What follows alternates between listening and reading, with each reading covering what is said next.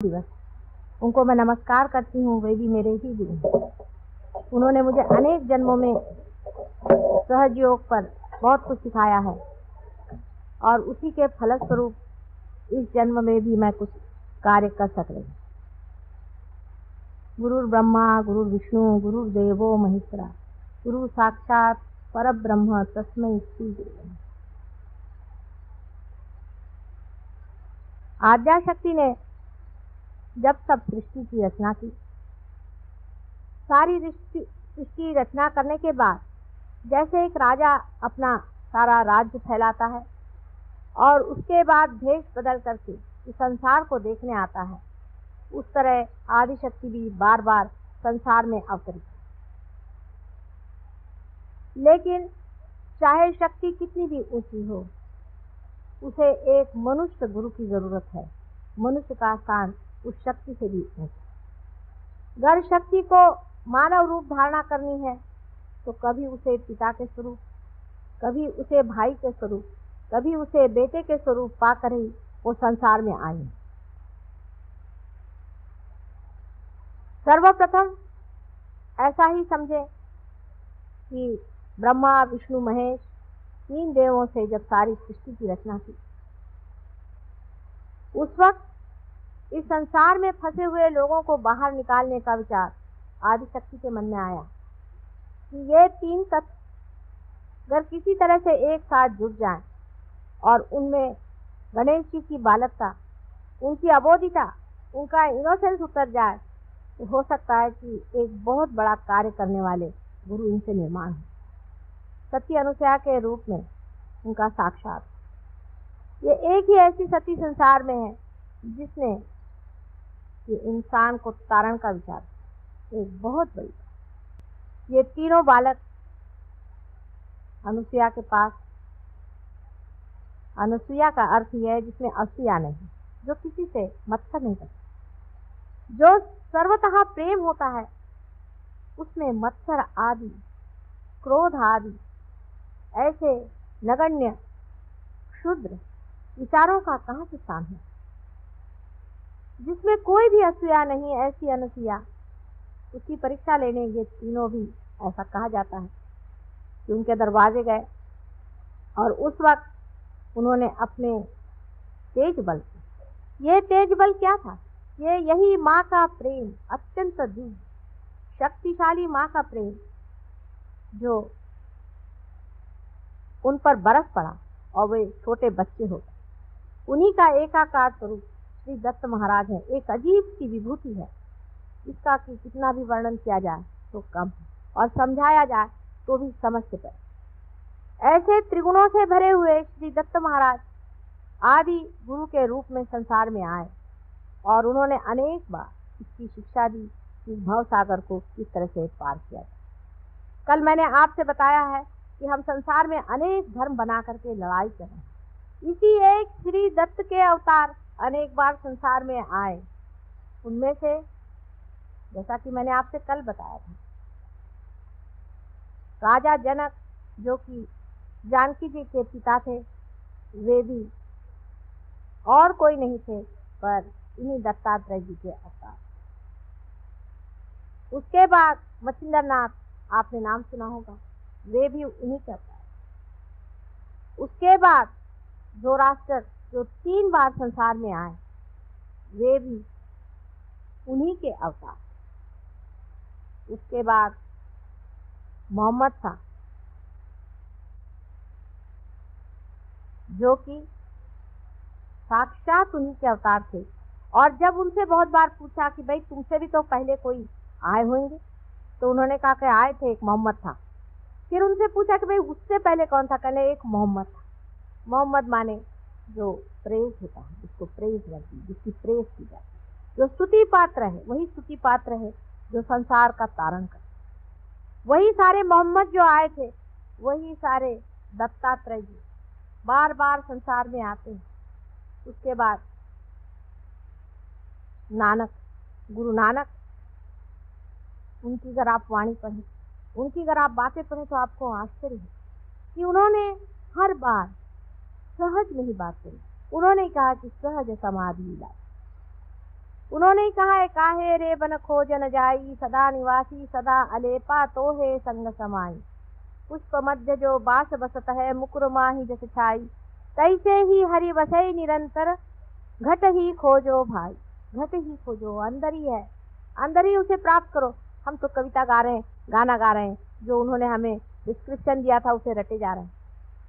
हृदय के ही अंदर बसे हुए इस परम तत्व को खोजने की बात अनादि काल से यह आदि गुरु बार बार जन्म संसार में ले करके और कर।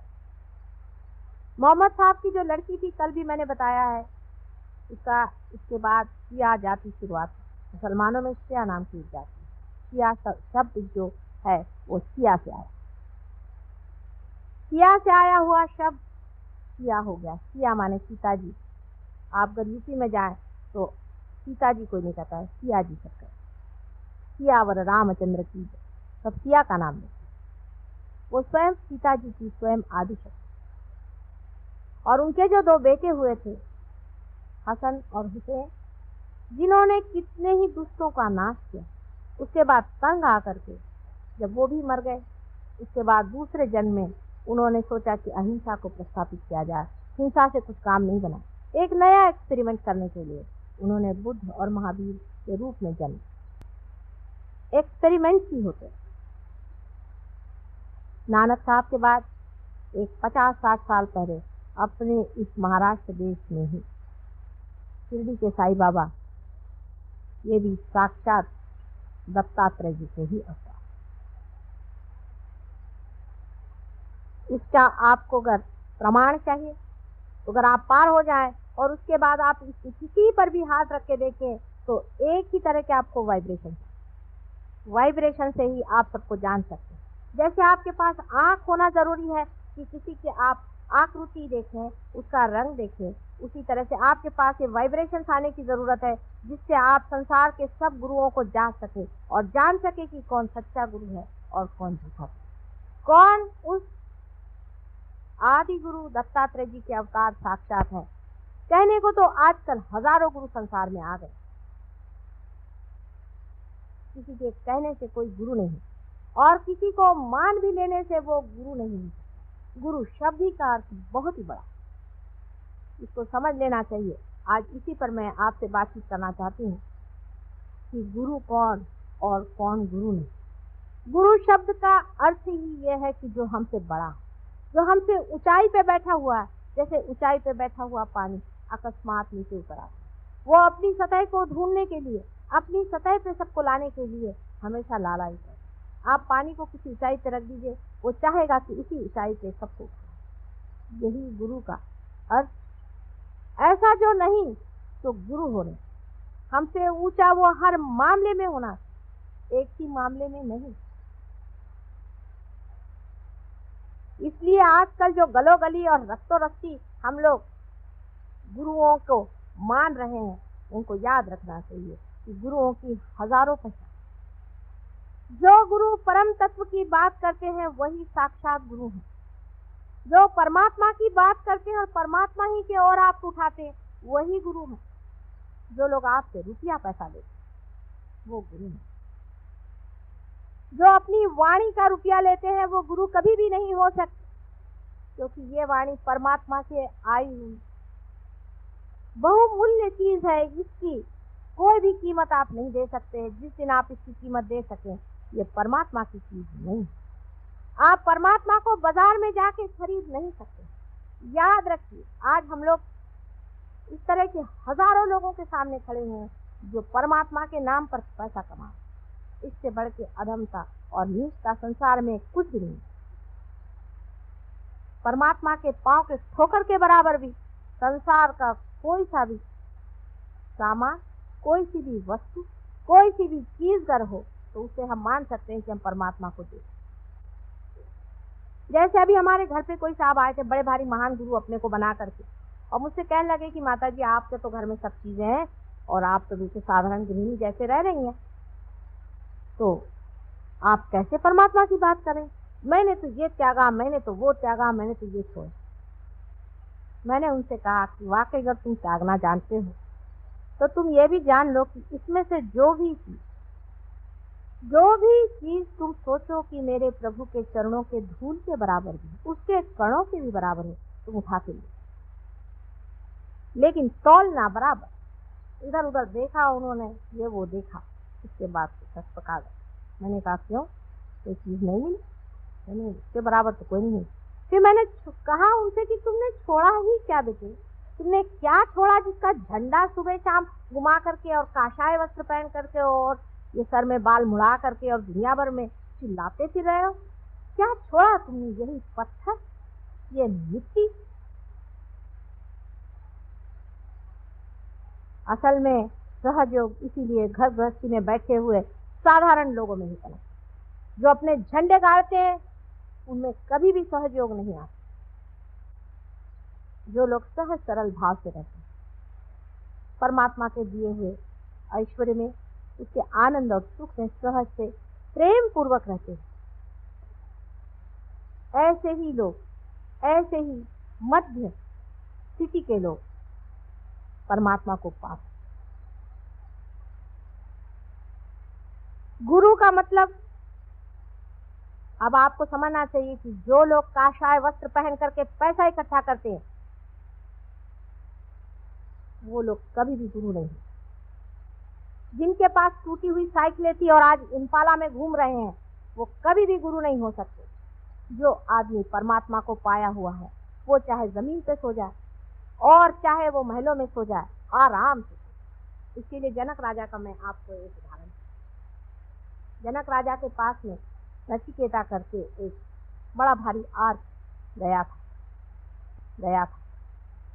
पहले तो वो शंका से व्याकुल था। उसने अपने गुरु से कहा कि ये एक गृहस्थ में है, ये राजा है, इसके यहाँ तुम क्यों जाते हो, इसके आगे तुम क्यों झुकते हो, इसके चरण क्यों छूते हो, ये तो गृहस्थी आदमी है।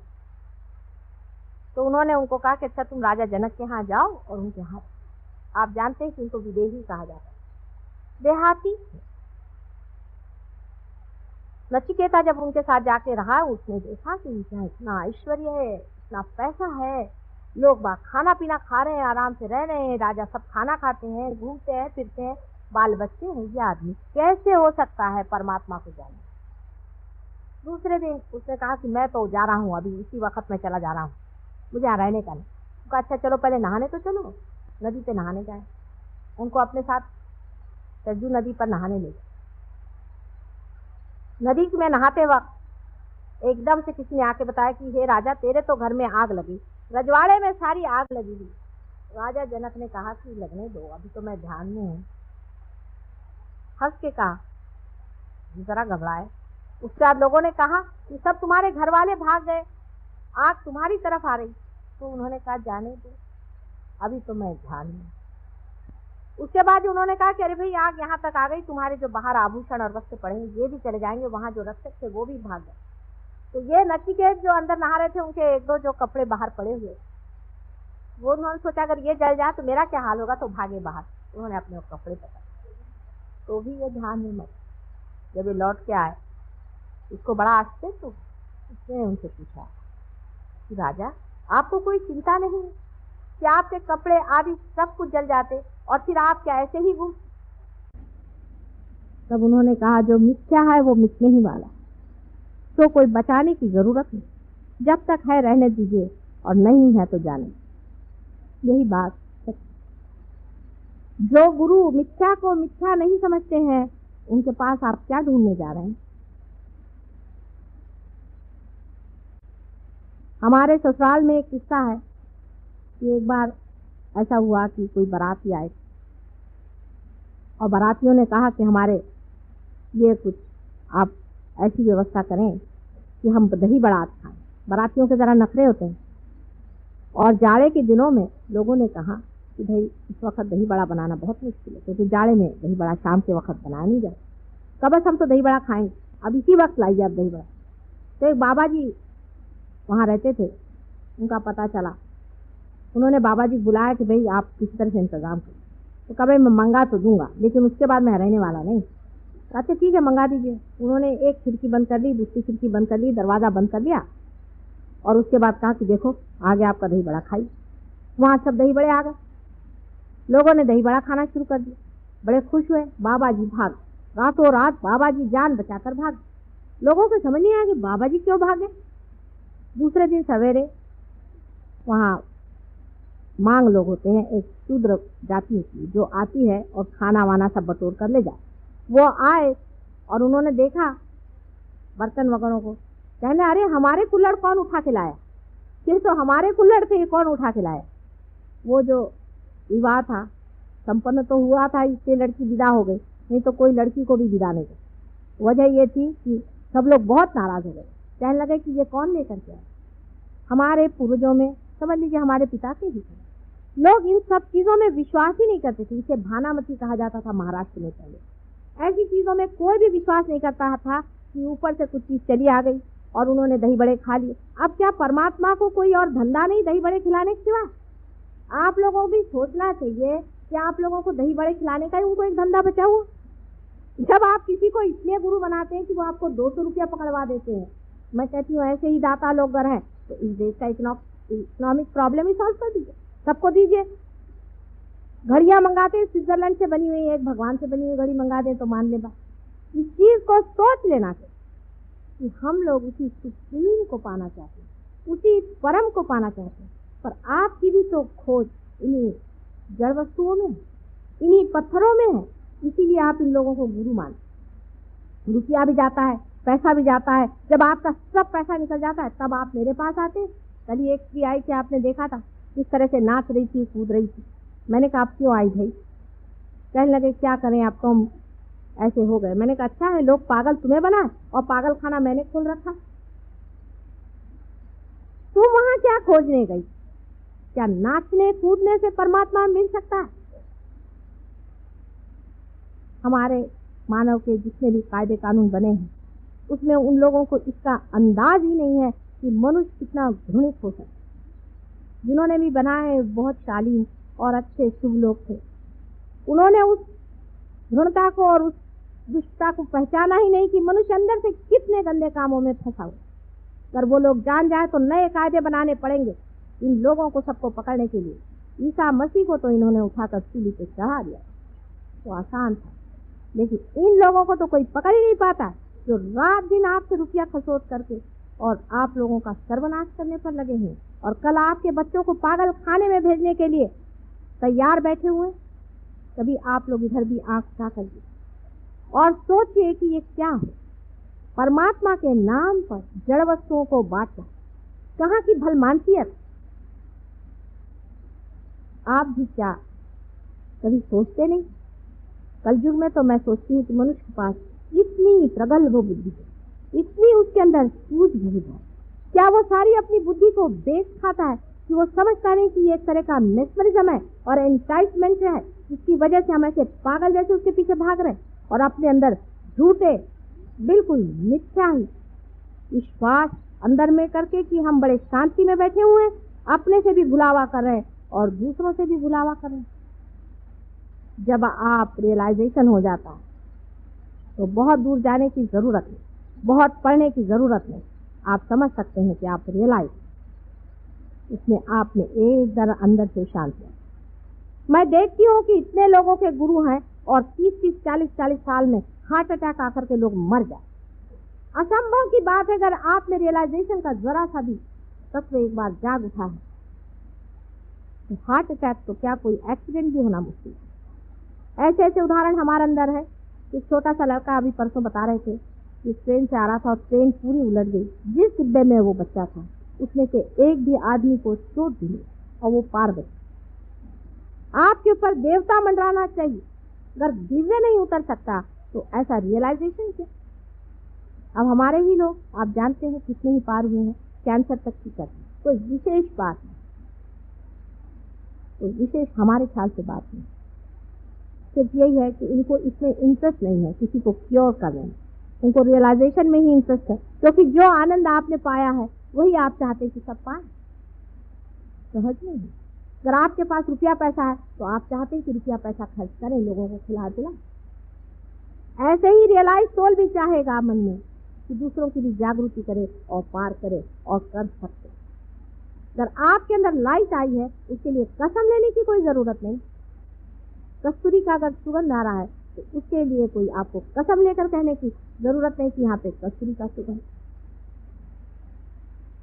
लेकिन कस्तूरी की खोज है किस, ये पहले अंदर सोच लीजिए, नहीं तो ऐसे चक्करों में घूमने की कोई जरूरत। एक साइड में तो हमारे ये लोग हैं जो कि हमारे सबकॉन्शियस से खेल, हमारे जड़ चेतन से, हमारे पास से खेल रहे।